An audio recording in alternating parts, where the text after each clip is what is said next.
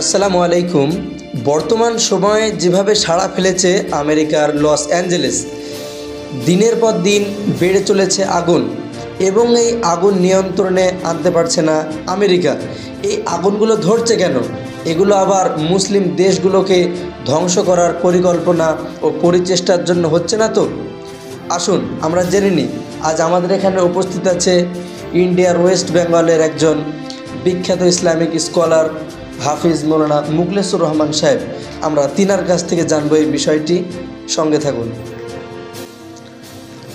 আমেরিকার যে জায়গাটায় লস অ্যাঞ্জেলেস ক্যালিফোর্নিয়া জায়গাটায় সব থেকে বড় নামি দামি বিল্ডিং এবং পৃথিবীর মধ্যে সব থেকে একটা দামি জায়গা বলে পরিচিত।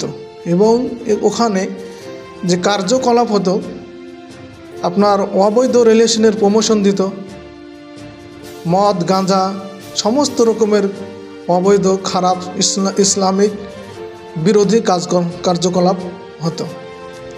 এমনকি সেখানে সমকামিতা, যে এত বড় একটা অন্যায়, যে অন্যায়ের কারণে আল্লাহ পাক লূত আলাইহিসসালামের কওমকে, যখন লূত আলাইহিসসালাম তিনার কওমকে বললেন যে তোমরা এই ধরনের অন্যায় করো না, আল্লাহর আযাব আসবে, তারা শুনল না। বারবার বললেন, শুনল না। তারা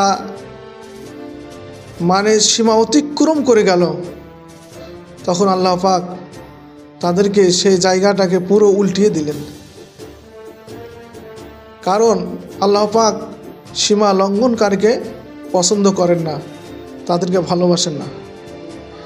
তাই আমেরিকার ক্যালিফোর্নিয়া জায়গাটায় পৃথিবীর সমস্ত তারকারা, বলিউডরা এবং বড় অভিনেতা তারা ওখানে যে এনজয় হিসাবে সেই জায়গাটাকে ব্যবহার করত এবং সমস্ত নীতিহীন অবৈধ খারাপ কাজে লিপ্ত হতো।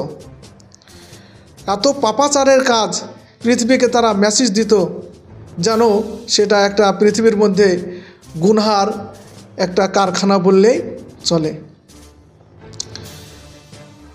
শুধু তাই নয়, পৃথিবীর মধ্যে যত মুসলমান বিরোধী কাজ করেছে আমেরিকা সরকার, ডোনাল্ড ট্রাম্প, আপনি যদি লক্ষ্য করেন আফগানিস্তানে 2021 সালে কিভাবে নির্মমভাবে গণহত্যা চালিয়েছে নির্বিচারে। না দেখেনি বাচ্চা, না দেখেছে বৃদ্ধা, না অসহায়, সবকে নির্মমভাবে, যেভাবে আপনার অন্তরের কোনো তাদের ব্যথা বেদনা ছিল না, এমনভাবে মানুষকে গণহত্যা চালিয়েছে। 2022 সালে আপনি খেয়াল করবেন, দেখবেন যেটা ইরাকে কীভাবে মানুষের উপর অত্যাচার করেছে।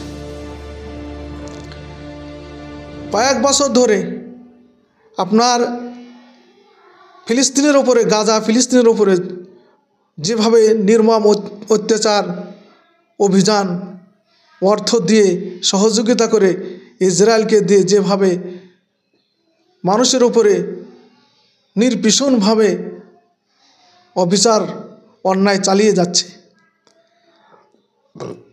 এক বছরের মধ্যে ইসরায়েলকে 22,000 কোটি মার্কিন ডলার টাকা দিয়েছে যে তোমরা ফিলিস্তিনকে ধ্বংস করো, মারো।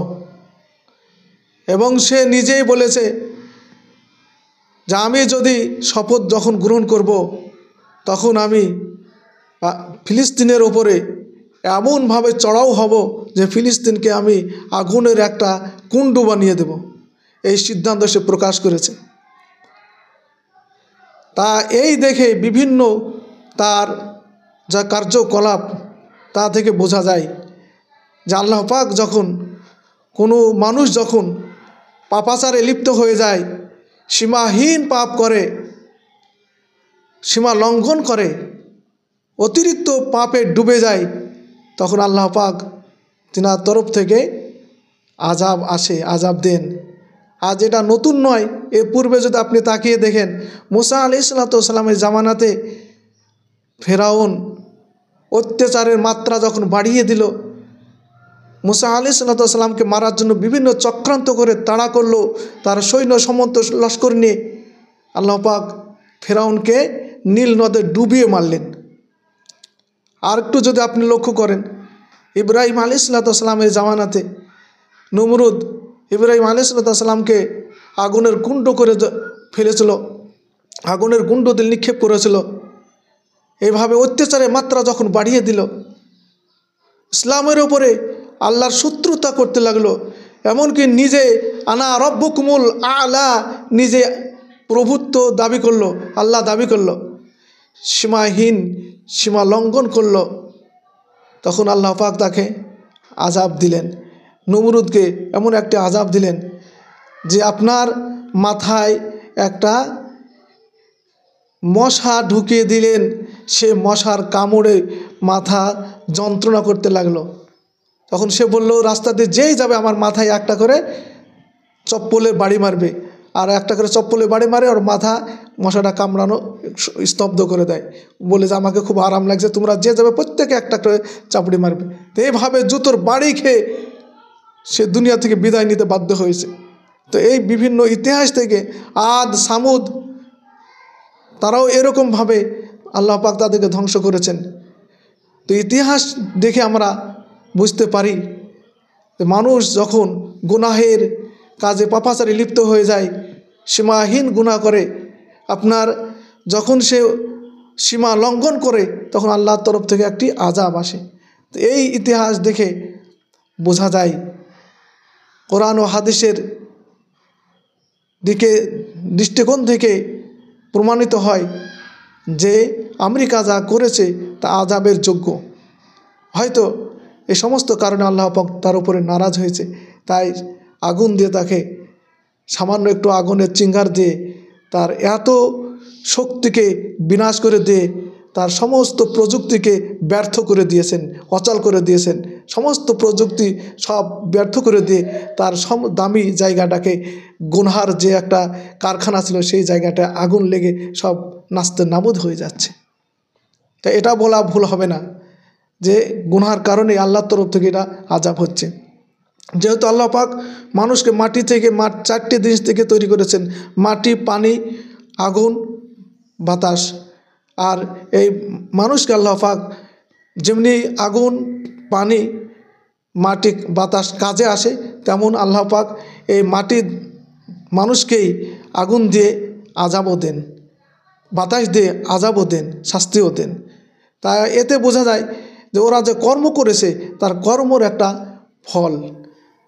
তা আমি বলবো, মেসেজ দেব, আমি হয়তো এটা গ্যারান্টি দিয়ে বলতে পারছি না যে এটা আল্লাহরই আযাব, কেননা কোরআন যেহেতু ওহী আসা দুনিয়াতে বন্ধ হয়ে গেছে, ইতিহাস, হাদিস ও কোরআনের থেকে প্রমাণিত হয় যে এটা আল্লাহর তরফ থেকে আযাব হতে পারে।